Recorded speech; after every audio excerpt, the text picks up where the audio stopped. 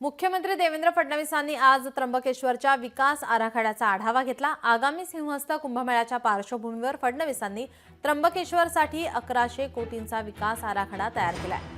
विकास आराखड्यानुसार 2 टप्प्यात त्र्यंबकेश्वरमध्ये कामं करणार असल्याचं फडणवीसांनी सांगितलंय। तर कुंभमेळ्याच्या पार्श्वभूमीवर रस्ते पुलांची उभारणी करणार असल्याचं फडणवीसांनी सांगितलंय। यानुसार आता 11 पुलांसह नवीन घाट तयार करण्यात येतील।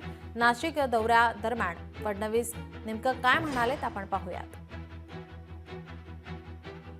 त्र्यंबकेश्वरचा एक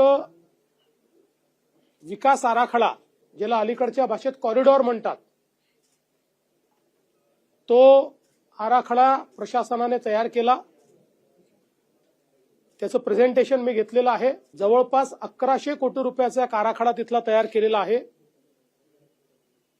त्याचे 2 टप्पे आम्ही करतो आहोत। पहिला टप्पा जो सिंहस्थापर्यंत आपल्याला पूर्ण करता येईल, आणि दुसरा टप्पा जो आहे ज्याच्यामध्ये त्याच्यानंतरही काही कामं होतील। जवळपास मला असं वाटतं 15 पूल, किती पूल आहेत? 11 पूल आपण त्या ठिकाणी बांधतो आहोत।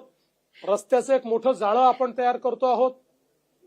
आपला जो काही ज्या ठिकाणी खरं म्हणजे आपलं साधुग्राम तयार होतं, ती सगळी जागा आपण अक्वायर करतो, त्याचाही विकास आपण करतो आहोत।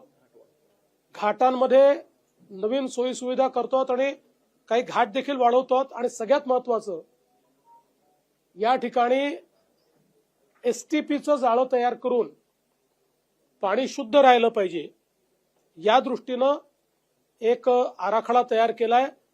आणि कुठल्याही परिस्थितीत सिंहस्थाच्या आधी त्याचं काम पूर्ण करायचं, असं एक अॅम्बिशियस अशा प्रकारचा प्लॅन हा आपण तयार केलेला आहे।